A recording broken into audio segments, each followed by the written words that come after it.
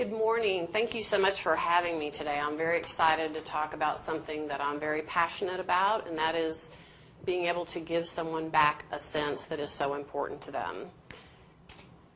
You know, Helen Keller once said that she would rather have her hearing back than her vision had she been given a choice. Are you surprised by that?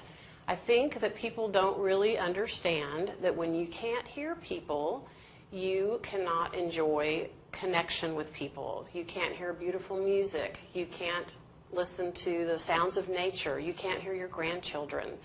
People are very surprised when I tell them that, and I figured Helen Keller, of all people, would be the expert on that. In our time together today, I'd like to address several issues pertaining to hearing loss, including signs of hearing loss, how it can strain a relationship, some of the common causes of hearing loss, and then maybe offer some solutions to the problem. Let's go over just what some of the simple early signs of hearing loss would include. The obvious is someone saying what or say that again more often, turning up the TV or the radio to a comfort level that might bother other people, missing a punchline in a joke or major parts of a story being told. Now, there are some more complex early warning signs that can include avoiding group situations. It's very stressful and very exhausting to go out with a group of people and not be able to hear what's being said. It's so much easier to stay at home. There might be less small talk. It's not easy to do that when you're asking people to repeat something 2 or 3 times. Kind of loses the small talk feel. More concentration on visual cues. We can certainly get a lot of information from facial expressions and some speech reading. So people will always be able to hear you better if they can see you. Often these people become more silent because it's hard to be involved in the conversation, or they can go to the other extreme and become excess talkers because it's a lot easier to talk than to listen. Some other things that you might notice in someone is just withdrawing and sitting in a corner. You have a family get together. They want to sit at the end of the table and just kind of seem to zone out. More misunderstandings or more arguments. People saying, you never told me that, or I thought you said this, and what you actually said was that. More guessing in a conversation and more frequent wrong guesses. My mother had a hearing loss, and if she laughed about her misunderstanding, it was perfectly fine. But if we laughed, it was not funny to her. It is a very, very sensitive subject.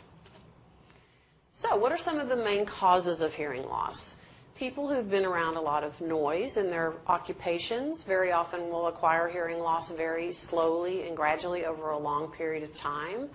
People in the military who've been exposed to combat or artillery, obviously that's going to be an issue. If people worked on the flight line, a lot of our bases here have people that have maintained jets. I see a lot of audiograms here in San Antonio that could be right on top of each other and be similar from my pilots from World War II. Family history of hearing loss. I have a very strong hearing loss history in my family, and I wear a hearing aid because my mother's side of the family all had problems. So it doesn't just mean you're getting older, because I certainly am not old enough to need a hearing aid. Medications are sometimes have to be used for very serious illnesses, especially any of the myosin drugs or chemotherapies. Very oftentimes they're the culprits of hearing loss and can sometimes cause the most severe and frustrating because they also affect the speech discrimination ability even more so than the volume levels. Trauma to the head, people that have been in a car accident or maybe got hit at work, something dropped on them, I've had women who've been abused or men that got hit on the side of the head, that can actually cause permanent damage. History of ear infections or surgeries, because a lot of people back when they were growing up, they didn't have things like PE tubes to drain fluid. They had infections that weren't treated, and as a result, it eventually ate away at the more permanent source of hearing where the nerve is. Some types of tumors in the brainstem or on the auditory nerve obviously will affect hearing. Some people are just born with that, with no family history, no reason, but there are also a lot of syndromes that can cause congenital hearing loss. All right, So, once someone has been diagnosed with the hearing loss, what do we do about it? There are so many hearing aids on the market these days, and I think that people on any given day get something in their house at least 5 times a week, advertising hearing aids that are going to cure your hearing problem. They're going to let you hear in a noisy environment just like you did before you lost your hearing. You know, I think that unfortunately we as a profession have done a disservice by promising more than we can deliver. A lot of ads come to people's homes advertising everything from $4.95 to a hearing aid all the way up to $3,000 a piece for a hearing aid. And people ask me all the time, why are hearing aids so expensive? I think what the general public doesn't realize is that these manufacturers have spent millions of dollars on research to try to make their hearing aid better than company A's hearing aid or company B's hearing aid. People always ask me too, are the prices going to come down as they are out longer? And unfortunately, hearing aids are not like TVs or stereos. It's not really a product that people are scrambling to line up for to get, and we'll talk a little bit about that later. So the amount of production of hearing aids is very minor compared to most electronics. I also want to be very clear about what a hearing aid can and cannot do. They are just what they say they are. They are aids to hearing. Probably even the most expensive hearing aid can only restore a certain amount of hearing and auditory acuity. And when I say that, I mean hearing something volume-wise does not necessarily mean that it's clear. We actually hear with our brains and not our ears. And so as we get older, sometimes that processing slows down and people do not interpret it as well. We can basically, with new hearing aid technology, at least get the signal as comfortably loud as possible up to the brain. We can also manage background noise a lot better with new technology so that going into a restaurant is not such a nightmare.